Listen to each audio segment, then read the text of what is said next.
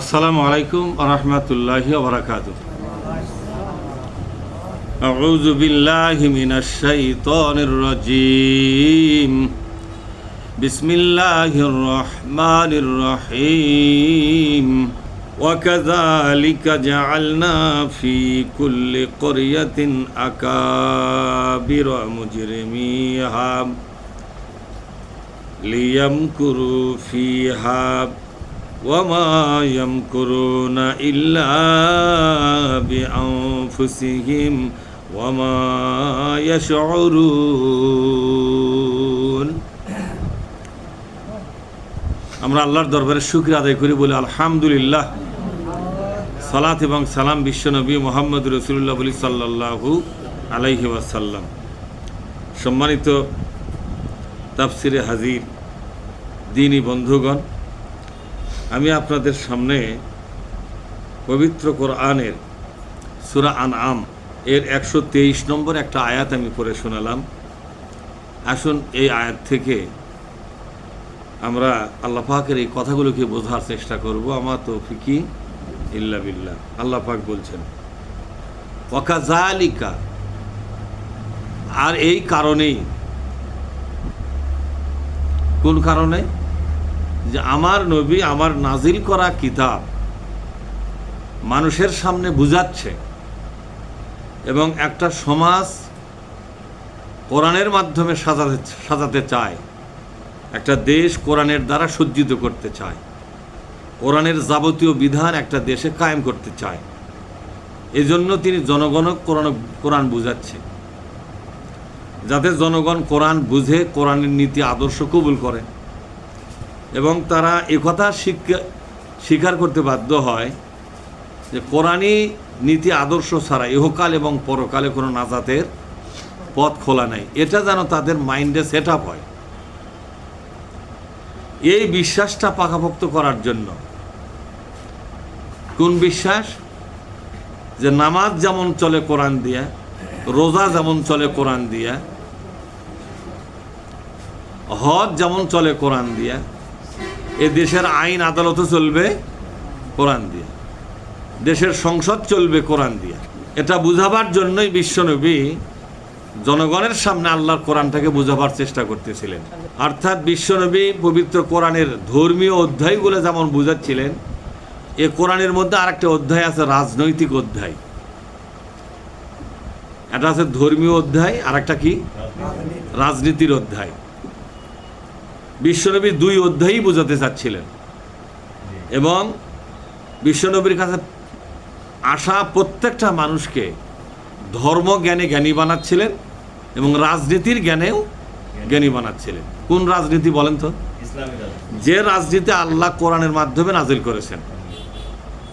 কিছু রাজনীতি তৈরি করেছে মানুষ, আবার একটা রাজনীতি যেটা আল্লাহ তাআলা নিজে তার কালামে পাক নাজিলের মাধ্যমে নবী রসুলদের মাধ্যমে দুনিয়ার মানুষের কাছে সেই রাজনীতি ছড়াই দিয়েছেন।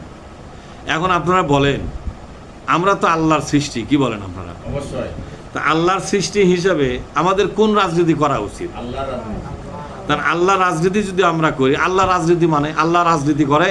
হ্যাঁ, আল্লাহর কোরআনটাই হলো আল্লাহর দেওয়া রাজনীতি, আল্লাহর দেওয়া রাজনীতি।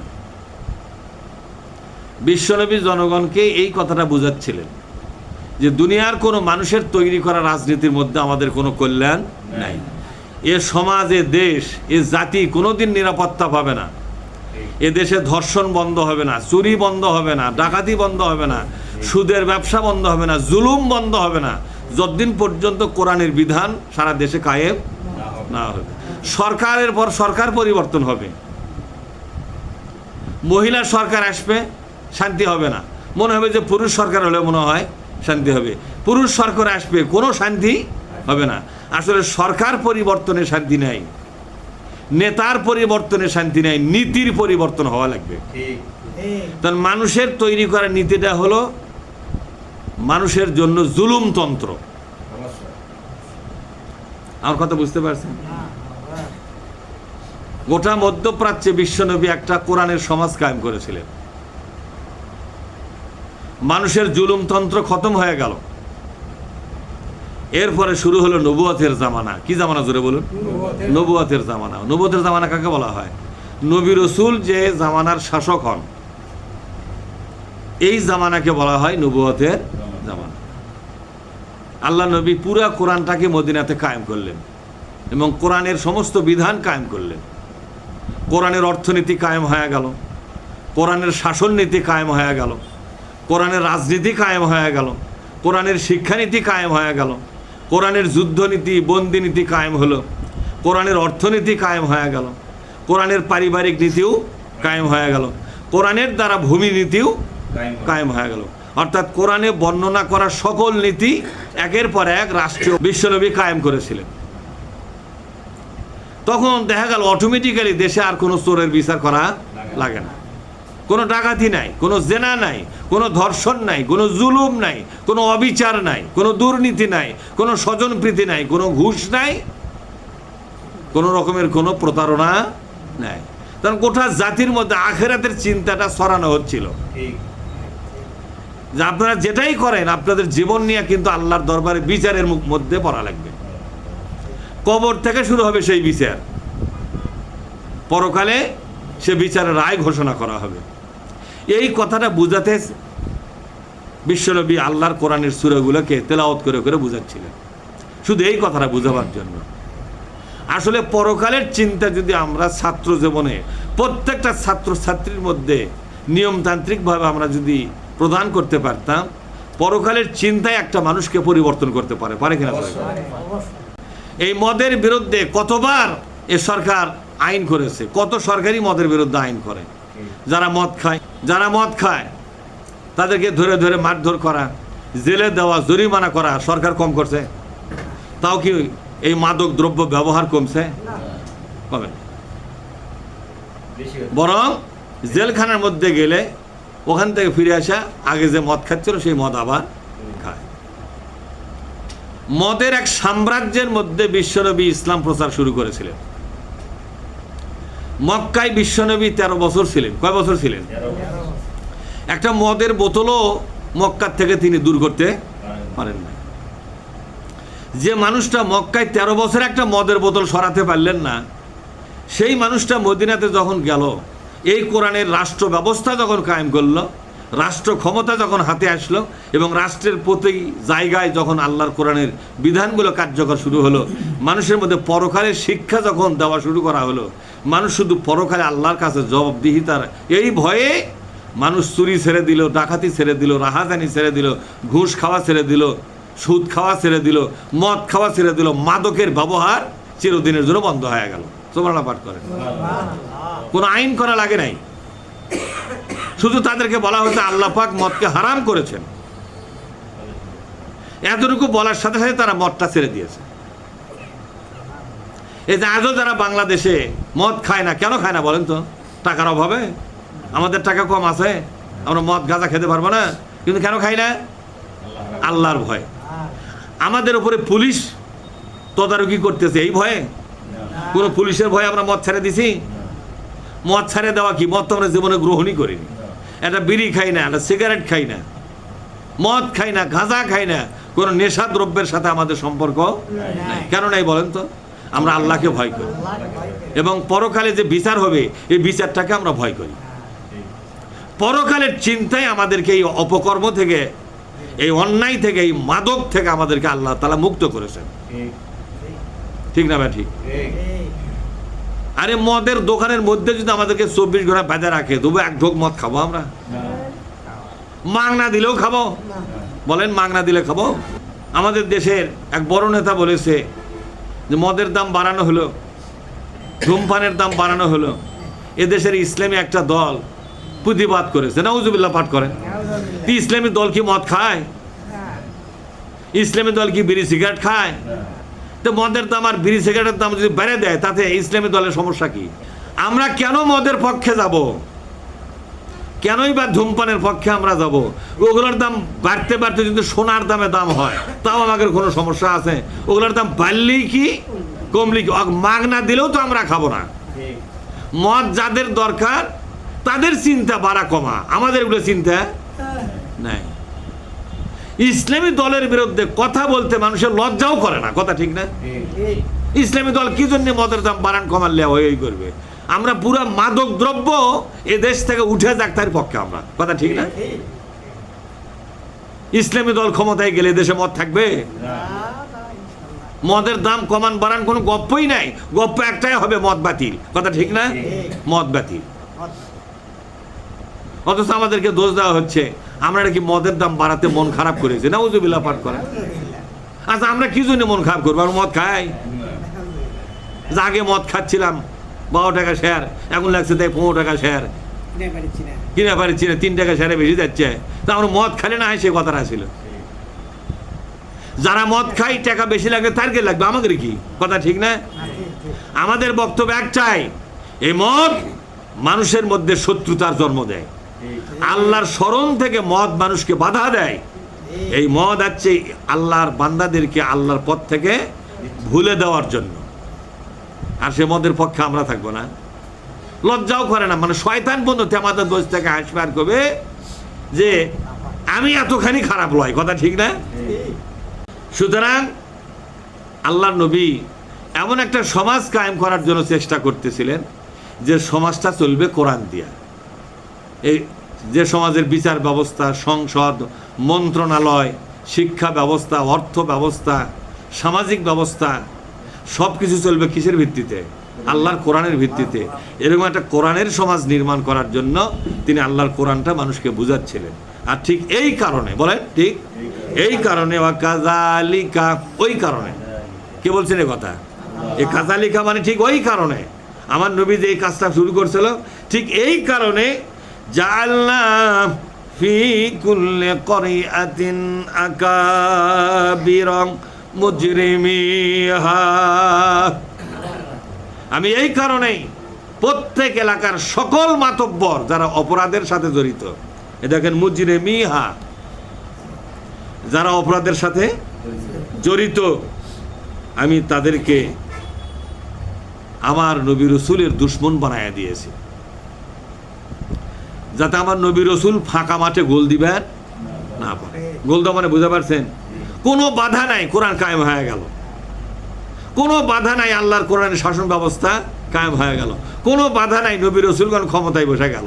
এরকম অবস্থা আমি রাখিনি, বরং তাদের সামনে এক বিরাট বাধার পাহাড় তৈরি করে দিয়েছি, যাতে নবী রসুলগণ সহজে তার লক্ষ্যে পৌঁছতে না পারে। আল্লাহ তাআলার এই বক্তব্য দ্বারা কি বুঝা ফেলে? যে কোরআনের সমাজ তৈরি করা সহজ পথে হবে না, কারণ এ পথের মোড়ে মোড়ে একদল দুশ্মন বসে আছে। এই দুশ্মনকে রেডি করে রাখছে কে? স্বয়ং আল্লাহ নিজেই, কথা কয় না পারে। এই দুশ্মনকে কে রেডি করে রাখছে? যেখানে নবী রসুলের সামনে আল্লাহ নিজের দায়িত্বে দুশ্মন রাখছে, মানে আমরা হলাম এ টিম আর দুশ্মনরা হলো বি টিম। এই যে বিশ্বকাপের খেলা হচ্ছে না, সে ফাঁকা মাঠে গোল দিচ্ছে না, 3 ঘন্টা খাটে ঘুরে গোল দেওয়া লাগতেছে। আমার অনেক গোল আবার অফসাইড হয়, সেই গোলও বাতিল হচ্ছে, কথা ঠিক না? আমি বল খেলা দেখিনি, কালকে চা খাতে এক লোক করছে কে রে রে কামি সারলো, আমি করছি কি হয়েছে? করছে গোল হলো পারে কিন্তু অফসাইড হয়ে গেছে। মানে ওরই যে দল, সে দল গোল আর এক দলক দিয়েছে, মানে এই যে দলের পক্ষ লছে সেই দলের প্লেয়াররা গোল দিয়েছে, কিন্তু গোলটা পরে অফসাইড দিয়েছে। তুমি অনেক করছি কে রে রে কামি সারলো রে, এত কষ্ট করে একটা বল গোল হলো, সেটা আবার একেবারে সেটা কি চ্যাপটা হলো? এত কষ্ট করে একটা বল গোল হলো, এখন কি চ্যাপটা হয়ে গেছে? কোথায় আপনি কি বলছেন? মানে ওর দলটা গোল দিয়েছে কিন্তু গোলটা টিকলো না, গোলটা টিকলো না, বাতিল, অফসাইড বলে, অফসাইড। তার মানে সহজে একটা বলও তো গোল দেওয়া যায় না। আপনার সামনে প্রতিপক্ষ আছেন না? আল্লাহ পাক বললেন নবী রসুল, ঠিক এই কারণে প্রত্যেক নবী রসুলের সামনে জাআলনা, আমি নিজেই বানায়া দিলাম, নিজেই বানায়া দিলাম। কি বানায়া দিলাম? ফি কুল্লি ক্বরিআতিন, প্রত্যেক এলাকায় যেখানেই মানুষের বাস, সেখানেই মানুষের মধ্যে যারা মাতব্বর, আকাবিরা, বলেন আকাবির। আকাবির মানে কি? আকাবির মানে হলো যারা মাথা মুরব্বী। আকাবির মানে বোঝেন না, যাদের কথাই নিচের লোকগুলা চলে, যাদের কথা এলাকার লোকেরা ওঠা বসা করে, এদেরকে আরবিতে কি বলা হয়? আকাবির। কি বলা হয় জোরে বলুন? আকাবির। প্রত্যেকটা কারিয়াত মানে গ্রামের, এলাকার, অঞ্চলের ভেতরে যারা মাতব্বর শ্রেণী, এই মাতব্বর গুলোকে আমি নবী রসুলের সামনে দুশ্মন বানাইয়া দিছি, যাতে নবী রসুলগণ কোরআনের আন্দোলন সহজভাবে করতে। তাহলে আল্লাহ পাক নবী রসুলের দুশ্মন? তা আল্লাহ পাক নবী রসুলের সামনে এত বাধার পাহাড় তৈরি করে দিল কেন? এই জন্যই দিল যে কঠোর পরিশ্রমের মাধ্যমে তোমরা তোমাদের জান্নাত খুঁজে নাও, কঠোর পরিশ্রমের মাধ্যমে তোমরা জাহান্নাম থেকে নিজেকে রক্ষা করো, কঠোর পরিশ্রমের মাধ্যমে, কঠোর ত্যাগ ও কুরবানির মাধ্যমে তোমরা আল্লাহর নৈকট্য অর্জন করো। কারণ ফেরেশতার সামনে কিন্তু ইবাদতে বাধা নাই, যেরকম আছে বাধা নাই। আচ্ছা, ফেরেশতারা যে আল্লাহর হুকুম মানে, আল্লাহর হুকুম কার্যকর করে, এই আল্লাহর ফেরেশতাদের সামনে কোনো বাধা আছে যে ফেরেশতাদের বাধা দিচ্ছে যে আল্লাহর হুকুম কার্যকর করবে, ফেরেশতারা বাধার মধ্যে পড়ে গেছে? আপনারা এটাও কি বোঝেন না নাকি? ফেরেশতারা কোনো বাধার মধ্যে পড়ে? ফেরেশতারা যে আল্লাহর হুকুম কার্যকর করে, ভালো করে শোনেন, ফেরেশতারা যে আল্লাহর হুকুম কার্যকর করে, ওদের সামনে কোনো বাধা আছে? এই বাধা না থাকার জন্য আল্লাহ তাআলা কোনো ফেরেশতাকে জান্নাত দেবে না। ইবাদত হবে কিন্তু জান্নাত পাবে না। যে ইবাদতে বাধা নাই সেই ইবাদতে জান্নাত নাই। হ্যাঁ, মারাত্মক কথা বললাম, কথা ঠিক না? এটা কিন্তু মারাত্মক কথা বললাম।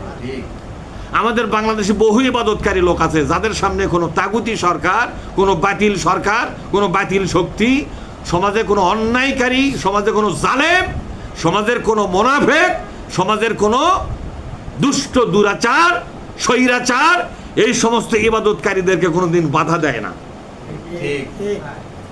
যে ইবাদতে বাধা নাই সেই ইবাদতের জান্নাত নাই। কি হুজুর সাহেব, এবার তো কাম সারিছে। ইবাদতে বাধা মানে আল্লাহ পাক আপনাকে যে কর্মসূচি দিছে, সেই কর্মসূচি বাস্তবায়ন করতে যায় যদি বাধা আপনার না আসে, তাহলে বুঝতে হবে আপনি আল্লাহর দেওয়া কর্মসূচি গ্রহণই করেননি। বিশ্বনবীকে আল্লাহ পাক বলেন, নবী, তোমাকে শুধু নামাজ পড়ার জন্য পাঠাই নাই, তোমাকে শুধু রোজা করার জন্য পাঠাই নাই, জনগণকে নিয়ে শুধু হজ করার জন্য পাঠাই নাই, শুধু জিকির আজকার তাসবিহ করার জন্য পাঠাই নাই। তোমাকে পাঠাবার মূল একটা টার্গেট আমার আছে, একটা কর্মসূচি আমি তোমার হাতে দেব। ওই কর্মসূচি যদি সম্পাদন করা না হয়, আমার এই কর্মসূচি যদি কার্যকর করা না হয়, তোমার জীবনের কোন ইবাদত বন্দেগী আল্লাহর দরবারে কবুল হবে না। দুনিয়ার সব ইবাদতের সামনে কোনো বাধা নাই, বাধা আছে আল্লাহর দেওয়া ওই কর্মসূচি পালন করতে গেলেই বাধা শুরু হবে। এই দেশের যত ইবাদতকারী লোক ওই কর্মসূচি গ্রহণ করবে না, তাদের জীবনে কোনো বাধার চেহারা পর্যন্ত তারা দেখতে পাবে না। আর যারা ওই কর্মসূচি পালন করার জন্য এগিয়ে যাবে, পদে পদে মরে মরে আবু জেহেলদের সাথে তার মোলাকাত হবে। কি সেই কর্মসূচি? সেটা হলো হুয়াল্লাযী আরসালা রাসূলাহু বিল হুদা ওয়া দীনিল হক। আল্লাহু আকবার। আমি তোমাকে কোরআন দিলাম, ওয়া দীনিল হক, এবং সুন্নাহ দিলাম। কোরআন ও সুন্নাহ দিয়ে দিলাম। কোরআন এবং সুন্নাহ তোমাকে দেওয়ার পর তোমাকে একটা কর্মসূচি দিলাম, সেটা হলো লিউযহিরাহু, বলেন লিউযহিরাহু আলাদ্দীনি কুল্লিহি ওয়ালাউ কারিহাল মুশরিকুন। সেটা হলো এই জমিনে যত মানুষের তৈরি করা বিধান কায়েম আছে, এই জমিনে যত মানুষের তৈরি করা বিধান কায়েম আছে, সবগুলো বিধান এখান থেকে উৎখাত করে দিয়া, বাতিল করে দিয়া, আল্লাহর নাজিল করা শাসন ব্যবস্থাকে কায়েম করতে হবে। এই কর্মসূচি হলো নবী রাসূলদের কর্মসূচি, যেটাকে বলা হয় ইসলাহে হুকুমাত। কি বলা হয় জোরে বলুন? ইসলাহে হুকুমাত। ইসলাহে হুকুমাত মানে কি? রাষ্ট্র সংশোধন, সমাজ সংশোধন, সমাজ এবং রাষ্ট্র থেকে অসৎ, অযোগ্য এবং আল্লাহ বিরোধী নেতাদেরকে উৎখাত করে দিয়া এই নোংরা চরিত্রহীন লম্পট নেতাদেরকে, ঘুষখোর দুর্নীতিবাজ নেতাদেরকে ক্ষমতাচ্যুত করে সবগুলা জায়গায় আল্লাহওয়ালা লোকদেরকে ক্ষমতায় বসাতে হবে। আর 2 নম্বর হচ্ছে নীতি করতে হবে আল্লাহর কোরআন দিয়া। নীতি থাকবে কোরআন দিয়া, নেতা হবে কোরআনের আল্লাহওয়ালা মানুষেরা। আল্লাহওয়ালা মানুষেরা হবে কি নেতা, আর নীতি হবে কোরআন। এটা হলো কর্মসূচি। এখন বলেন তো, এই কর্মসূচি কেউ যদি পালন করতে চায়, তাহলে যারা সমাজে মাতব্বরি করতেছে তারা কি আপনাকে বলবে যে ভাই আমরা অনেকদিন হলো ক্ষমতা থেকে বিরক্ত হয়ে গেছি, আসেন আপনারা চেয়ারে বসেন, আসসালামু আলাইকুম, আমরা চলে গেলাম, এরকম সালাম দিয়ে আপনার ক্ষমতা বসাবে? তাহলে এই কাজে বাধা হবে কি না? এটাই হলো নবী রাসূলদের সামনে বাধার মূল কারণ। ওই গরু চুরি করছে সেজন্য বাধা নয়। নবী রাসূলগণ গরু চোর নয়, ডাকাত নয়, চোর নয়, সুদখোর নয়, ঘুষখোর নয়, চরিত্রহীন লম্পট নয়। এই পৃথিবীর শ্রেষ্ঠ চরিত্রে অধিকারী ছিলেন নবী রাসূলগণ। কোন সুবহানাল্লাহ। তাদের চাইতে ভালো মানুষ পৃথিবীতে আর কেউ। তাদের সামনে এত বাধা কেন? তাদেরকে জেলখানা লাগবে কেন? তাদের উপরে মারধর হবে কেন? কত পীর বাংলাদেশে আছে, পীর হওয়ার থেকে মরা পর্যন্ত একটা ঠোকা পর্যন্ত লাগেনি তার গায়ে। কথা ঠিক না? কথা কয় না। বরং সরকারি ক্ষমতায় যারা থাকে, পুঁজিপতিরা, কোটিপতিরা, সমাজের যারা উঁচু শ্রেণীর মানুষ, তারা পীরের দরবারে যা পীর সাহেবের হাতে সাথে হাত লাগায়া বরকত নিয়ে আসে। কথা ঠিক না? হুজুর আপনি দোয়া করবেন, এবার ভোটর দাঁড়াচ্ছি, তারা বরকত নিয়ে আসে, আশীর্বাদ নিয়ে আসে। ঠিক না?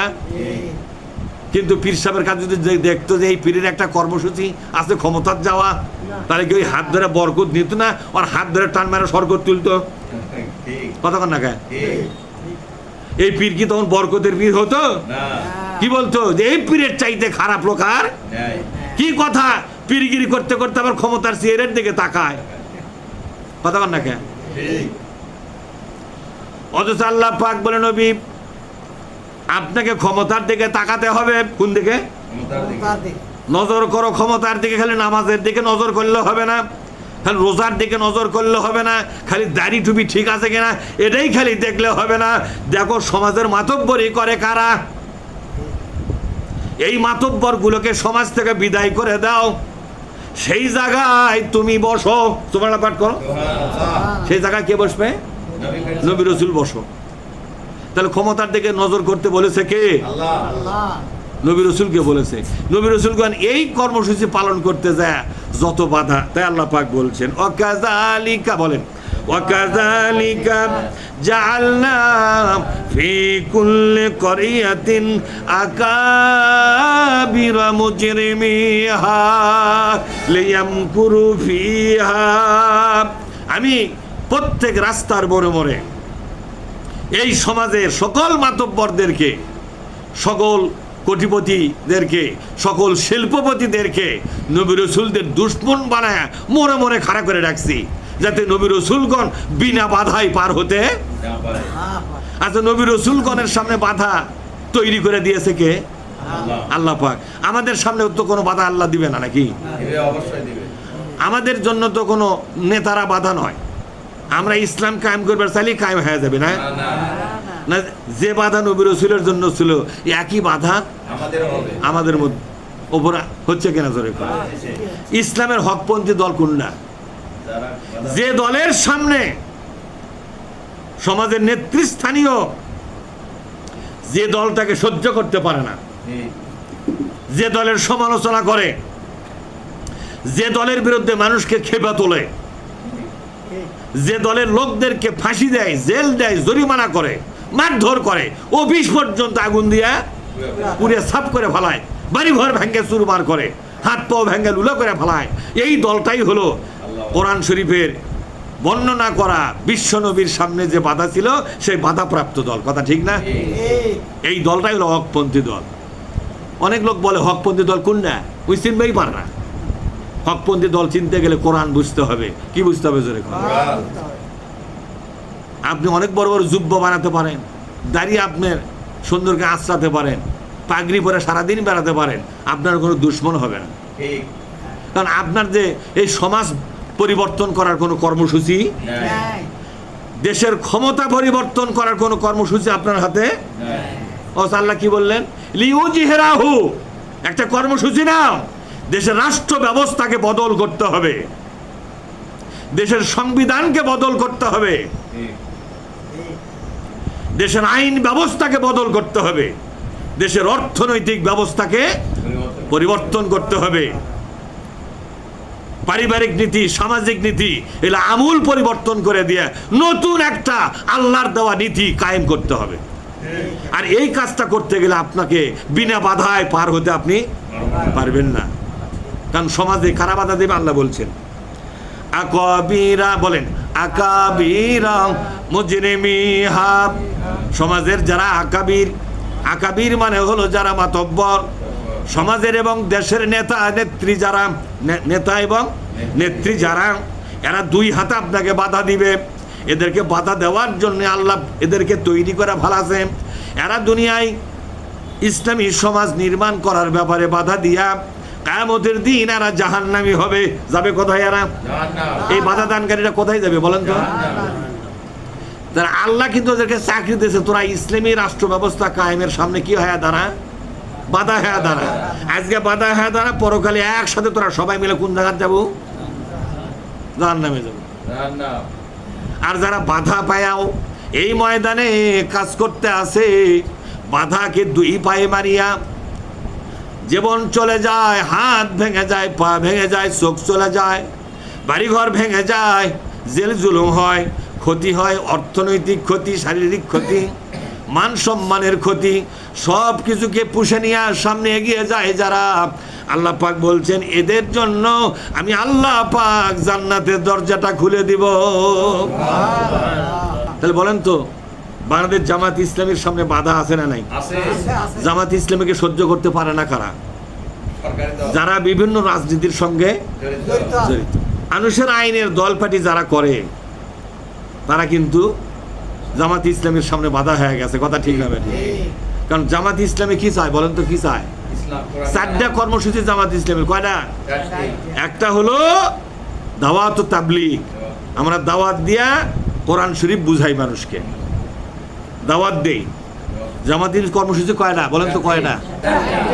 এক নম্বর কি? দাওয়াত ও তাবলীগ। বলেন দাওয়াত ও তাবলীগ বলেন আপনারা। দাওয়াত দিয়ে নিয়ে এসে তাবলীগ করা। তাবলীগ কিসের? আল্লাহর কোরআন বুঝান। এই কোরআন বুঝানকেই আল্লাহ পাক বলছেন যেই মজলিসে কোরআন বোঝানো হয় এটাই আসল তাবলীগ। আর যেখানে কোরআন বোঝানো হয় না, অন্যান্য গপ্প করা হয়, ওটা তাবলীগ নয়। ওটা তাবলীগের নামে মিথ্যা কথা বলা হচ্ছে, ওটা তাবলীগ নয়। বাল্লিগ মা উনজিলা ইলাইকা মিনাল কিতাব, যে কিতাব আমি নাজিল করেছি নবী, এই কিতাবের আয়াতগুলো মানুষকে বুঝাও, এটাই তাবলীগ। ফাইনলাম তাফআল, তাবলীগ করতে যায় যদি কোরআনের কথা না বলো, ফামা বাল্লাগতা রিসালাতাহু, তুমি রসুলের দায়িত্ব পালন তোমার হলো না, তোমার দ্বারা তাবলীগ হলো না, ওটা তাবলীগ নয়। যেই আলোচনার মধ্যে কোরআনের আলোচনা থাকবে না, ওটা তাবলীগ নয়, হবে না। দুই নম্বর হলো তানজিম আর তারবিয়াত। যারা কোরআন বোঝে তাদেরকে দলবদ্ধ করো, তাদেরকে সংগঠনবদ্ধ করো। কারণ কোনো ব্যক্তি একা চলতে পারবে না। বলেন মানুষ একা চলতে পারবে? আল্লাহ পাক বলছেন কোন ইমানদার লোক একা চলতে, সব ইমানদারকে একটা দল করতেই হবে। সব ইমানদারকে একটা দল করতেই হবে। ফয়সালা কার? আল্লাহ। ওয়াল তাকুম মিনকুম উম্মাহ, তোমরা একটা দলবদ্ধ হয়ে যাও। তোমরা কি হয়ে যাও? দলবদ্ধ হয়ে যাও।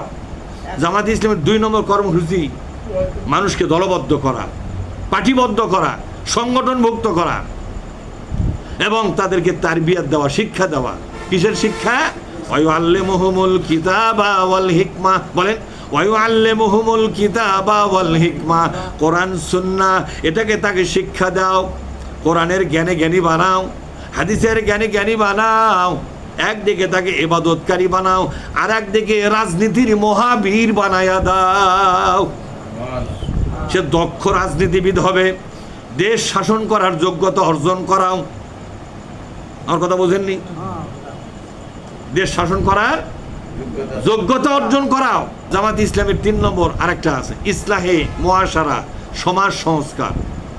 এই সমাজের মধ্যে ভুল বিশ্বাস, শিরক, বেদাত এবং ধর্মের নামে যত মিছা কথা, এগুলোর বিরুদ্ধে কোরআন হাদিসের বলিষ্ঠ কথাগুলো বলিষ্ঠভাবেই বলতে হবে। এই সমাজের মধ্যে বহু ভুল কথা চালু আছে না নাই? ধর্মের নাম দিয়ে আছে, কিন্তু সেগুলো সে ধর্মের নাম দিয়ে আছে বহু কথা, যেগুলো ধর্মের কথাই নয়, অথচ ধর্মের নাম দেওয়া আছে। এই কথাগুলো কোরআন হাদিসের বলিষ্ঠ যুক্তির মাধ্যমে মানুষের সামনে তুলে ধরো, এবং সকল শিরক এবং সকল বেদাত, সকল কুসংস্কার, সকল ভুল শিক্ষা, ভুল বিশ্বাস এবং ভুল চেতনা, এগুলোর থেকে মানুষকে কোরআনের চেতনায় ফিরে নিয়ে আসো। কোরআনটাকেই মানুষের মাইন্ডে সেট আপ করে দাও। মানুষকে এই কথা বিশ্বাস করো, কোরআনের প্রত্যেকটা কথাই সঠিক কথা। বিশ্বনবী বলছেন, যারা কোরআন দিয়ে কথা বলে, মান ক্বালা বিহি সাদাকা, বলেন মান ক্বালা বিহি সাদাকা, যারা কোরআন দিয়ে কথা বলে তারা সত্য কথা বলে। কোরআনের আলোচনাটাই হলো সত্য আলোচনা। যেই ওয়াজের মধ্যে কোরআন নাই ওটা ওয়াজ নয়, ওটা আওয়াজ মাত্র। ওগুলো সব মিছা কথা। কি কথা জোরে কর? ওগুলো মিছা কথা। মান আমেলা বিহি উজেরা, মান আমেলা বিহি, এ কোরআন দেখে দেখে যারা আমল করবে, উজিরা, ওই আমলের দাম দেওয়া হবে। কিন্তু তোমরা যে আমলগুলো করো, ওই আমলগুলোর সাথে কোরআনের যদি মিল না থাকে, যেরকম কোরআনের সাথে যদি মিল না থাকে, তোমার আমল যত কষ্টেরই হোক না কেন, ওই আমলের 4 পয়সার দাম আল্লাহর দরবারে হবে না। এই জন্য আল্লাহ নবী বলছেন, ওয়ামান আমেলা বিহি, বলেন ওয়ামান আমেলা বিহি উজিরা, যারা কোরআন দেখে দেখে আমল করবে তাদের আমলের দাম দেওয়া হবে। তোমার আমলের সাথে যদি কোরআনের কথার মিল না থাকে, ও আমলের কোনো মূল্য হতে পারে, কষ্টের আমল হতে পারে, ওটা তোমার কষ্ট তোমার সাথে, তোমার কষ্ট তোমার সাথে, ওটা কষ্টের দাম দেওয়া আল্লাহর টাকা পড়ে নাই। ওয়ামান হাকামা বিহি, বলেন ওয়ামান হাকামা বিহি আদালা, কোরআন দিয়া যারা দেশ শাসন করবে তখনই দেশে ইনসাফ কায়েম হবে। বিশ্বনবী এই কথা 1400 বছর আগে বলে গেছে, যে একটা দেশ যদি ইনসাফের দেশ তোমরা বানাতে চাও, শান্তির দেশ বানাতে চাও, দুর্নীতি মুক্ত দেশ যদি বানাবার চাও, একটা দেশ যদি দুর্নীতি মুক্ত করতে চাও, কথাটা বিশ্বনবী বলছে। কে বলছে? দেশটাকে যদি দুর্নীতি মুক্ত করতে চাও, চাঁদাবাজ মুক্ত করতে চাও, ঘুষ মুক্ত করতে চাও, সুদ মুক্ত করতে চাও, জেনা মুক্ত করতে চাও এবং মাদক দ্রব্য মুক্ত করতে চাও, ওমান হাকামা বিহি আদালা, তাহলে এই দেশটা ইনসাফের দেশে পরিণত হবে। কত বড় কথা বলে গেছে বিশ্বনবীর কথা। রাজনীতি আলারা তাকে বুড়া লোক তো থয় না, এই কথা কান না। বিশ্বনবীর কথা মৌলবীরা গুরুত্ব দেয়, কিন্তু রাজনীতি নেতারা গুরুত্ব, রাজনীতি নেতারা গুরুত্ব দিলে তো কোরআনের পক্ষে আসবে না, এই জন্য ওরা গুরুত্ব দেয় না। থত বিশ্বনবীর কথা। আর অনেক লোক কয় কি, যেটি সেটি কোরআন ঢুকালে হবে, কোন জায়গায় ঢুকান লাগবে? কোরআন ঢুকবে, নামাজত ঢুকাবা, জুমার ঢুকাবা, বাড়ির ঢুকাবা, পর্দার মধ্যে ঢুকাবা, রাজনীতির মধ্যে কোরআন লিয়া শোকে, মানে রাজনীতি ওর বাপের জন্য ফেরেদা ধোয়া লাগবে। কথা ঠিক না? বেয়াদব এরা, মুসলমান নামের কলঙ্ক, এরা বেয়াদব। ওদেরকে বলে বলে ঢোকা লাগবে রাজনীতির মধ্যে। আর যে গোটা কোরআনই তো রাজনীতির কিতাব। কথা ঠিক না? ঠিক। সূরা বাকারা রাজনীতির আলোচনা দিয়ে ভরা, সূরা নেসা রাজনীতির আলোচনা দিয়ে ভরা, সূরা আলে ইমরান রাজনীতির আলোচনা দিয়ে ভরা, হ্যাঁ, সূরা মায়েদা রাজনীতির আলোচনা দিয়ে ভরা, সূরা আনফাল, আরাফ, আনআম, সূরা তওবা, এগুলো রাজনীতির আলোচনা দিয়ে ভরে আছে। কোন সূরার মধ্যে রাজনীতি নাই? বের কর। কারণ কোরআন যদি একবার রাজনীতির ভেতরে ঢুকে পড়ে, রাজনীতির মাধ্যমে যারা এক একটা হাঙ্গর হচ্ছে, কুমির হচ্ছে, কথা ঠিক না? কি হচ্ছে? কথা কয় না রে। এই আপনারা কি ওই পক্ষের না আমাদের পক্ষের? ওই পক্ষের কথা কন না কেন? এই রাজনীতি এটাকে ব্যবসা আকারে লেছে, কথা ঠিক না? এই ব্যবসা নিয়ে নিজের পেট ভরাচ্ছে, বিদেশের ব্যাংক ভরাচ্ছে, কথা ঠিক না? ওই যে আমাদের মহিলা এমপি, জামাত ইসলামের মহিলা এমপি মারদিয়া মমতাজ, কি নাম? মারদিয়া মমতাজ। তিনি বলছেন যে একটা শহর সিটি কর্পোরেশন করা হচ্ছে, সেখানে কয়েকটা কাজে 50 কোটি টাকা বরাদ্দ করা হয়েছে। ওই কয়টা কাজ প্রথম থেকে শেষ পর্যন্ত করতে মাত্র 15 কোটি টাকার কাজ। কয় কোটি টাকার কাজ বরাদ্দ করেছে? কয় কোটি? আর 35 কোটি টাকা তোর বাপের জন্য করছো, কথা ঠিক না? ঠিক কথা কন না গায়ে? ওই টাকা বাংলাদেশের মানুষের টাকা না? এদেশের 20 কোটি মানুষের গায়ের ঘামের টাকা না ওইগুলা? এই টাকা তুই অজ্ঞ বরাদ্দ করলু কে? তাহলে এই 35 কোটি টাকা কার জন্য?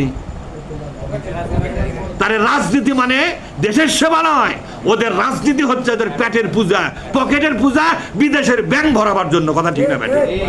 আর রাত দিন তারা মৌজ করবে, মাস্তি করবে, প্রচুর টাকার দরকার। এই টাকা তো নিজের নামে লেওয়া পারে না, অসবে একটা প্রজেক্টের নামে লাগবে 20 টাকা, ওখানে 20,000 টাকা বরাদ্দ করতেছে, কথা ঠিক না? 20 টাকা ওটি খরচ করে দিয়ে বাদ বাকি টাকা ব্যাংক এসে মৌজ করতেছে, ধরার কেউ নাই। আমরা যখন বলি কোরআন দেশ শাসন করা হোক, তখন ওই লোকগুলো বলে না না না না, এখানে কোরআন ঢুকবে দেওয়া ঠিক হবে না, কোরআন এখানে কা ঢুকবে, কোরআন জিরিসিরি ঢুকালে হবে? জিরিসিরি ঢুকলে তো তোর ব্যবসা বন্ধ হবে, কথা ঠিক না? শালা কুমির যখন তারা কি ওরে মাগুর কাপ আর কুমির আর হাঙ্গর, ওরা এই হাঙ্গর কুমিরের জন্য আল্লাহর কোরআনের বিপদ। আল্লাহ নিজেই বলছেন, অনুনাজ্জিলু বলেন, অনুনাজ্জিলু মিনাল কোরআনি মা হুয়া শিফাউ ওয়া রাহমাতুল লিল মুমিনিন ওয়া লা ইয়াজিদুজ জালিমিনা ইল্লা খাসারা। আল্লাহ পাক বলছে এই কোরআন ঈমানদারদের জন্য কল্যাণকর, ঈমানদারের জন্য একটা নিয়ামত, ঈমানদারের জন্য শান্তির কারণ, ঈমানদারের কলিজাটা রোগ মুক্ত করার জন্য, পাপ মুক্ত করার জন্য, মুনাফিকি মুক্ত করার জন্য, ঈমানদারকে জান্নাতের যোগ্য বানাবার জন্য কোরআন নাযিল হয়েছে। কিন্তু ওয়ালা ইয়াজিদুজ জালিমিনা ইল্লা খাসারা। আর যারা জালেম, যারা রাজনীতির নামে হাঙ্গর কুমির হয়ে বসে আছে, কথা কয় না? এই মজিদ ভাই, রাজনীতি করবার তো হাঙ্গর কুমির হচ্ছে না? মনে করেন 10 কোটি টাকা লোন আছে, একবার খালি ক্ষমতায় বসে বলে 10 কোটি টাকা শোধ করে আরো 500 কোটি টাকা জমা হয়ে গেছে। কি বরকতের হাত রে, কথা ঠিক না? রে কি হাত রে, যেটি হাত দেয় সেটি বরকত, খালি কোটি কোটি টাকা। টাকা বলে নেতার পাশে দৌড়াচ্ছে, তুই এরকম চোরের পাশে তো দৌড়াবেই, কথা ঠিক না? টাকা না দিলে সই কর, নাম কি করবে এখন? এই জন্য ওরা রাজনীতি করে দেশের মানুষের সেবা করার জন্য নয়, সেবা একটা লামসাম, আসল সেবা নিজের, কথা ঠিক না? এই রকম নেতারা যতদিন পর্যন্ত ক্ষমতায় থাকবে ততদিন এই দেশটা তলাবিহীন ঝুরি থাকবে, কথা ঠিক না? কোনোদিন মাথা উঁচু করে দাঁড়াতে, দুর্নীতির মাধ্যমে কোনোদিন সোজা পথে একটা দেশ আসতে পারে না। আল্লাহ পাক বলছেন, ও বান্দা, দুর্নীতি মুক্ত দেশ যদি বানাবার চাও, শান্তিপূর্ণ দেশ যদি বানাবার চাও, তাহলে আল্লাহর দাওয়াতকে কবুল করো। আল্লাহু ইয়াদউ, বলেন আমার সাথে, আল্লাহু ইয়াদউ ইলা দারিস সালাম। আল্লাহ দাওয়াত দিচ্ছে ইলা দারিস সালাম, একটা শান্তির দেশ বানাবার জন্য দাওয়াত দিচ্ছে। অর্থাৎ আল্লাহর দাওয়াত কেউ কবুল করলে গোটা দেশটা জান্নাতি দেশ হয়ে যাবে। ওয়ালাউ আন্নাহুম আমানু ওয়াত্তাকাউ লাফাতাহনা আলাইহিম বারাকাতিম মিনাস সামাই ওয়াল আরদি। আল্লাহ পাক ডাকতেছে একটা শান্তির দেশ তৈরি হবে, সেই জন্য আল্লাহ পাক দাওয়াত দিয়েছে। দাওয়াত দিয়েছে কে? আল্লাহ। বাজিছে দামামা, বাধরে আমামা, শির উঁচু করে মুসলমান, দাওয়াত এসেছে নয়া জামানার, ভাঙ্গা কেল্লায় উড়াও নেশান। কবি নজরুল বলেন এ কথা? দাওয়াত এসে গেছে, দাওয়াতটা কে দিছে? আল্লাহ নিজেই দাওয়াত দিছে। এই দাওয়াতটা এখন কবুল করা আমাদের দায়িত্ব, কথা ঠিক না বেঠিক? তা আল্লাহ তাআলা বলছেন লিয়ামকুরু ফিহা, এরা কি করবে? ষড়যন্ত্র করবে। তাহলে আল্লাহর দেওয়া কর্মসূচি বাস্তবায়ন করতে গেলে আপনাকে ষড়যন্ত্রের সামনে দাঁড়াতে হবে। ষড়যন্ত্র আপনার বিরুদ্ধে হবেই। এটা জানাচ্ছে কেন? যে এটা জানার পরে তোমরা এই ময়দানে আসবে কিনা সিদ্ধান্ত নাও। তোমাদের বিরুদ্ধে কিন্তু ষড়যন্ত্র হবে। এখন ষড়যন্ত্র যদি মানে নিবা পারো তাহলে ময়দানে আসো। এখন আপনাদের কাছে আমার প্রস্তাব হচ্ছে, আপনারা কি ভয়াবহ ষড়যন্ত্র পরও ওই ময়দানে থাকবেন? কারা কারা একটু সাহস কার আছে? ষড়যন্ত্র কিন্তু হবে। হাত নামা। কারা করবে জানেন? আপনি যে গ্রামে থাকেন না, গ্রামে যে বংশে থাকেন, সে বংশের যে নেতারা আছে, নেতা বলতে খালি মাতব্বর নয়, মানে যার হুমকি ধুমকি দিয়ে চলে যারা, কিছু লোক চেহারা থাকে না, যেখানে চাপা করে সমান করে দেবো, ওইগুলো মাতব্বর নয়, ওই এমনি একটা শক্তি। এরকম লোক আছে না সমাজে? এরা ব্যাপার কি বলে আপনার বিরুদ্ধে লিয়ামকুরু ফিহা, এই আন্দোলন যারাই করবে তাদের বিরুদ্ধে কঠোর ষড়যন্ত্র করবে।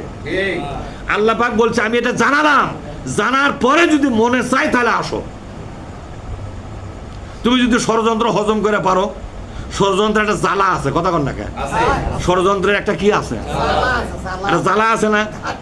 ঠিক মতো ভাত খাওয়া নাই, টাকা থাকবে না, ব্যবসা করে পারবে না, বাইরে শুয়ে থাকা যাবে না, কুত্তে ভুগলো বাইরে দৌ মারা লাগে। কে কুত্তে কা ভুগলো? এই সাথে মনে পুলিশ আসছে। আমার জীবনে 1100 বারের বেশি হবে আমি কুত্তে ভুগে দৌড়াচ্ছি। হঠাৎ করে মধ্যে কুত্তে দৌড়াচ্ছে, ওই কুত্তার দৌড়ের আমার ভুগের আওয়াজ শুনে দরজা খুলে আমি আর একদিকে বাইরে দৌড়। আমার ধারণা যে পুলিশ মনে আসতেছে, কুত্তে দৌড়াচ্ছে, পুলিশ দেখে এই তো কাম তো ধরবে আমার। পরে দেখি কিছুই নয়, কিন্তু কিছু লদেশের পরে পরে বুঝলাম আগে কি হলো আমার দশাটা কি। আগে তো যে দৌড়ে ঝুলে কিছু মানিনি তো আমি তখন। পাও গাও কাদো দে মাকে লুঙ্গি ছিঁড়ে চলে গেছে, কে কার দিকে তাকায়? দৌড়ো আগে, কথা ঠিক না? তাই আমি তো পড়েছি এটা কোরআনে যে ষড়যন্ত্র আমার বিরুদ্ধে হবেই হবে। এটা মানে নেই ময়দানে আছি। আপনাদেরকে এই তাফসীরটা কেন দাঁড়ানো হচ্ছে বলেন তো? আপনারা সবাই মিলে এই আন্দোলন করবে চাচ্ছেন। এই আন্দোলন কিন্তু ফুল বিছানো রাস্তা নয়, কথা কন না একেবারে। এই আন্দোলন কি ফুল বিছানো রাস্তা? এটা কোনো পীরের দরবার খালি সিন্নি খাবেন আর মোসর তাও মারবেন? এটা কি কোনো সেই ধর্মীয় কোনো দলের আস্তানা এটি যেখানে খালি খাওয়া দাওয়া হবে, মানুষের দাওয়াত দিয়ে খিলেবে, সম্মান কত, যেখিনটা যাবেন মানুষ আপনাকে সেলুট দেবে, সালাম দেবে। ষড়যন্ত্র যারা দুনিয়াতে করে তারাও আপনাকে সম্মান করবে এবং ঘোষণা দেবে দেখো এরাই তো আসল আল্লাহর ওলি। দেখছো দেশের দিকে কোনো নজর নাই, চেয়ারের দিকে কোনো নজর নাই, রাজনীতির দিকে নজর নাই, কত ভালো লোক যাচ্ছে, এই সার্টিফিকেটও পাবেন। এটা কি সেই দল? এটা যাইতেই আপনার গুতা মারবে, কথা ঠিক না? এগুলো আল্লাহ পাক জানাচ্ছে এই জন্যই যে জেনে শুনে আন্দোলনে আসো। এটা জানার পরে যদি ভয় পাও তো সরে যাও। এরা জানার পরে ভয় পেলে কি করো? এখন আপনাদের কাছে আমার প্রস্তাব হলো এই তাফসীরের পক্ষ থেকে, আপনারা যদি এই আন্দোলন শুরু করেন তাহলে প্রথম বাড়ি ঘর থেকে, গোষ্ঠীর থেকে, গ্রাম থেকে, ইউনিয়ন থেকে, থানার থেকে, দেশের থেকে, সব জায়গার থেকে আপনাকে ধ্বংস করার জন্য একদল হাইনার মতো, হাঙ্গরের মতো, কুমিরের মতো হা করে আসা আপনাকে খায় ফেলে দিবে। এটা জানার পরও কি আন্দোলন থাকবেন? আমাকে আল্লাহ দেখান, আমি তো আসি, থাকবেন তো? তাহলে এখন আস্তে করে ঠেলা খাওয়া শুরু হলো। ক্যাঙ্কা ঠেলা এখন পরে বুঝবে, আগে লাগে দেয়। বিশ্ব নবী পর্যন্ত এই ঠেলা খাওয়ার থেকে বাঁচতে পারে না। আল্লাহ তাআলা বলছেন ওয়ামা ইয়ামকুরুনা, বলেন ওয়ামা ইয়ামকুরুনা ইল্লা বিআনফুসিহিম, ওদের ষড়যন্ত্র কোনো কাম হবে না। তোমরা পাঠ করে ওদের ষড়যন্ত্র ঘোড়ার ডিমের কিছুই ওয়ামা ইয়াশউরুন, তারা কিছুই জানে না, বোঝে না। ওদের ষড়যন্ত্র ওদের উপরই করবে। বিগত 16.5 বছর শেখ হাসিনা আমাকে বিরুদ্ধে যত ষড়যন্ত্র করছিল, ব্যাপক ষড়যন্ত্র পাইকারি হারে ওরই গায়ের উপরই, কথা কন না কে করছে না, পরে নাই? আরে মসজিদের ইমাম পর্যন্ত পাইলা গেছে, কি মলবি রে, মৌলবি মনে করছে হাসিনার আমি একই জিনিস, কথা ঠিক না? ওই ওই মৌলবি আচ্ছা মসজিদের ইমামক দৌড়ন দরকার আসলো? বাইতুল মোকাররমের মসজিদের ইমাম, যে ইমামের চাকরির পদমর্যাদা হচ্ছে একটা প্রতিমন্ত্রী, আমাদের বগুড়াতে একটা প্রতিমন্ত্রী আছে না, মীর শাহী আলম আছে না, এরই যে মন্ত্রী হিসেবে পদমর্যাদা, বাইতুল মোকাররম মসজিদের ইমামের পদমর্যাদা এবং সুযোগ সুবিধা বেতন ভাতা সব প্রতিমন্ত্রীর সমান। আমার কথা বোঝেননি? সেই ইমাম হাসিনার সাথে পালালো কেন? ওই ইমাম সারা জীবন তো মসজিদ ইমামতি করছে হাসিনার সময়, করার পরে যাওয়ার সময় জনগণ বলে দিয়ে গেল যেগুলা দোষ হাসিনা করছিল বলে তোরা কুবে বিদায় করলু, ওইগুলো দোষ আমার মধ্যেও আসলো। হাসিনাও এটা থাকার সাহস পায়নি, আমারও থাকার জন্য বহুত সাহস হচ্ছে না। হাসিনার আমি একই, হামস পালে চলে গেলাম, ওই পালে গেছে। তাহলে বোঝা গেল মৌলবীদের মধ্যে সব মৌলবী কিন্তু আল্লাহর ওলি নয়, কিছু মৌলবী হাসিনার ওলি। কথা বল না কে? কিছু ইমাম আছে যারা স্বৈরাচারের দোষর, কথা কয় না বলে? কিছু ইমাম আছে যারা স্বৈরাচারের দোষর, স্বৈরাচার, ডিকটেটর, জালেম এবং সমাজে হাঙ্গর আর কবির যারা, এদের সাথে রাতের অন্ধকারে এরা গোপন চুক্তি করে সেই দলের সদস্য হয়ে থাকে হাজার হাজার আলেম ওলামা, কথা ঠিক না ভাই? তারাও কিন্তু বড় বড় মসজিদের ইমাম, বড় বড় মাঠের খতিব, বড় বড় মাহফিলের প্রধান বক্তা, দ্বিতীয় বক্তা, কথা ঠিক না? কিন্তু এরা আসলে কারা? এরা হচ্ছে ওই স্বৈরাচারের দোসর। এরা, এদেরকে চিনতে হবে। কোরআনের জ্ঞান অর্জন যদি করেন তাহলে আপনার কাছে সব লোক ধরা পড়বে, কথা কন না কে? আল্লাহ পাক বলছেন যারা ষড়যন্ত্র করবে ইসলাম নিয়ে, এই ষড়যন্ত্রের খেলা বেশি দিন খেলতে আমি দেব না। ওয়ামাকারু ওয়ামাকার আল্লাহ, বলেন ওয়ামাকারু ওয়ামাকার আল্লাহ আল্লাহু খায়রুল মাকিরিন। সব ইসলামের দুশমনরা, ওরা দুশমনি করবে, ষড়যন্ত্র করবে, কিন্তু আল্লাহ সকল ষড়যন্ত্রের সঠিক জবাব সঠিক সময়ে দিয়ে দিবে। ইন্নাহুম ইয়াকিদুনা কায়দা, বলেন ইন্নাহুম ইয়াকিদুনা কায়দা, নিশ্চয় তারা তোমাদের বিরুদ্ধে কৌশল করবে, ষড়যন্ত্র করবে। ওয়া আকিদু কায়দা, আমি আল্লাহ বসে থাকবো না, আমি তাদের ষড়যন্ত্রের জবাব দেওয়ার জন্য আমারও প্রস্তুতি নেওয়া আছে। সুবহানাল্লাহ পাঠ করো। তোমাদের বিরুদ্ধে যারা লাগছে ওরা মনে করছে যে তোমরা ওদের বিরুদ্ধে লাগতে পারবে না, কিন্তু ওদের হুঁশ নাই, তোমাদের একজন মালিক আছে। সুবহানাল্লাহ পাঠ করেন। তোমরা যারা কোরআনের পক্ষে কাজ করতেছো, যতই ষড়যন্ত্রের মধ্যে পড়ে থাকো, তোমাদের একটা কি আছে? মালিক আছে। সেই মালিকের সিদ্ধান্ত হলো ওয়াকিদু কায়দা, বলেন ওয়াকিদু কায়দা, আমিও ষড়যন্ত্রের জবাব দেওয়ার জন্য প্রস্তুত হয়ে আছি, সময় হলে সাথে সাথেই জবাবটা দিয়ে দেব। 16 আনা বুঝে দেব, কয় আনা? 16 আনা বুঝে দেব। ফামাহিলিল কাফিরিনা, বলেন ফামাহিলিল কাফিরিনা আমহিলহুম রুয়াইদা। ওগো নবীজি, অস্থির হবেন না, আপনি আপনার কর্মসূচি বাস্তবায়নের জন্য আপনি কাজ চালাতে থাকেন। ওদের কাজ ষড়যন্ত্র করা ওরা করতে থাকুক, আপনারা আপনি করতে থাকেন। ওদের সঙ্গে অত মাতামাতি করার দরকার নাই, ভয় পাওয়ার দরকার নাই। একটু সময় দেন তো, একটু না, ওদেরকে একটু সময় দেন। আপনি এখনই ওদের সমাধান চান না, ওরা কতখানি খেলতে পারে একটু খেলুক। আমি 16.5 বছরের বেশি খেলতে দেবো না, ওই 40 সাল আশা লাগবে না, আমি 24 অবধি ফালাবো। কতক্ষণ লাগে? 40 সাল আশা লাগছে? হ্যাঁ রে, 40 সালের পরিকল্পনা, 40 সালের আগে যাবো না। আল্লাহ করছে যে 24-এর বেশি তো থমো না, ওই 40-এর আগে যাবে না। আল্লাহ করছে 24 পুরোটাই থমো না। কারটা জিতেছে? আল্লাহ বলছেন ওদেরকে সুযোগ দেন, আরো একটু লাফাক, আরো একটু ষড়যন্ত্র করুক, আরো আমার 2-4টা বান্দাক শহীদ করে দেখ, আরো 2-4টা বান্দা একটু আঘাত করুক, ওদের অপরাধের মাত্রাটা পরিপূর্ণ হোক। এতগুলো খুন, এতগুলো জখম, এতগুলো হত্যা, এতগুলো নির্যাতন, এগুলা হিসাব আমার কাছে আছে। সুবহানাল্লাহ পাঠ করেন। এলে হিসাব কার কাছে আছে? আল্লাহর কাছে আছে। ওয়ানাকতুবু মা কদ্দামু, আছে না সূরা ইয়াসিনে? ওয়ানাকতুবু মা কদ্দামু ওয়া আসারহুম ওয়া কুল্লা শাইইন আহসাইনাহু ফি ইমামিম মুবিন।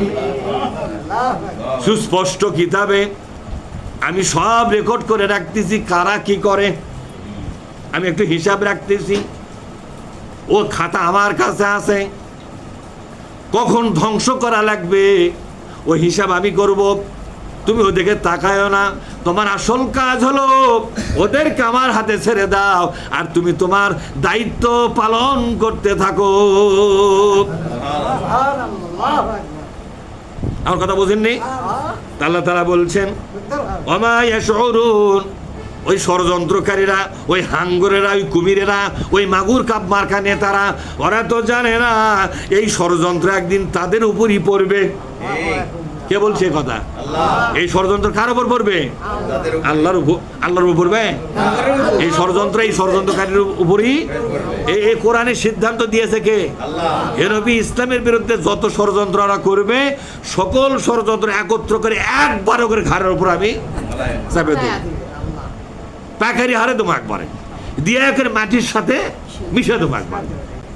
আজকে নতুন করে আবার ইসলামের বিরুদ্ধে ষড়যন্ত্র শুরু হয়ে গেছে, কথা ঠিক না? আমাদের ইসলামী নেতাদের কথাই একদল লোক সহ্যই করে পাচ্ছে না, কথা কেন লাগে? কথা সহ্য করবে কেমনে? আমরা না যা ইচ্ছা তাই কর্ম, এরা খালি আসা সমালোচনা করে বাধা দিচ্ছে খালি, কথা ঠিক না? চোর কিন্তু চিন্তা করে মানুষ যদি ঘুমালে হনি ভালো হলে হনি, ঠিক না? কথা কেন লাগে? চোর মানুষের কোলাহল পছন্দ করে। দেখবেন যে পাঁচাত্রে স্বামী স্ত্রী গল্প করতেছে, চোর পাঁচ মিনিট কি করবে? যা একবারে আল্লাহ তোর বরকত দেখ, তাই কবে? কবে যে সর্বনাশ করছে মশার মধ্যে সেই যে বসে আছি, কে রে এরা কি নিন পারবেই না, এরা ঘুমালে আমার চুরিটা। আজকে বাংলাদেশে ইসলামের নেতারা অতন্দ্র প্রহরী হিসেবে দায়িত্ব পালন করতেছে। রাষ্ট্রের কোথায় কি হচ্ছে তারা চাক্ষুষ ভাবে নজর করতেছে এবং তার সমালোচনা করতেছে, ধরে দিচ্ছে কথার ভুল ধরে দিচ্ছে, কাজের ভুল ধরে দিচ্ছে, কথা ঠিক না বেঠিক? এবং দেশের যাতে উন্নতি হয়, দেশটা যেন ক্ষতিগ্রস্ত না হয়, এই দেশের উপরে বিদেশিরা যেন মাতুব্বরি করতে না পারে, এই জন্য অতন্দ্র প্রহরীর মতো দায়িত্ব পালন করতেছে। এটাই একদল হাঙ্গর কুমিরেরা সহ্য করতে পারতেছে না। নবী রাসূলকেও হাঙ্গর কুমিরেরা সহ্য করতে যখন পারছে নাকি? পারে নাই। আপনাদের প্রতি আমার দাওয়াত হচ্ছে, এখন আপনাদেরকে একটা কথা বলি, কোরআনের এই আলোচনাগুলো কি আপনারা জীবনে মসজিদে পাচ্ছেন? মানে বুকত হাত দেওয়া কথা কয়া লাগবে, মানে হাত দেওয়া লাগবে না, মনে মনে বুকত হাত দেওয়া কন্ত। আপনার ইমাম কোনদিন এই আয়াতের আলোচনা করছিল? এই ভাবে কেন করেনি বলেন তো? কেন করেনি? কারণ হলো আপনার ইমামের কাছে রাষ্ট্রীয়ভাবে কোরআন কায়েমের কোনো কর্মসূচি উনি নেয়নি। বিশ্বনবী কর্মসূচি নেছে, কিন্তু ওই মৌলবী ওই কর্মসূচি ওটা ওই বাদ দিয়ে চলে। যাই যে মৌলবী ওই কর্মসূচি নেয়নি, তাই আপনি বুঝাবি আবার কি? আমার কথা বোঝেননি? তাই আপনার কি বুঝাবে? অথচ দেখেন চাকরি কিন্তু আমিও করি, আজও কিন্তু আমি মসজিদের ইমামতি করি। চাকরির ভয়ে যারা জনগণের, চাকরি মানে কি? রেজেক। চাকরি মানে কি?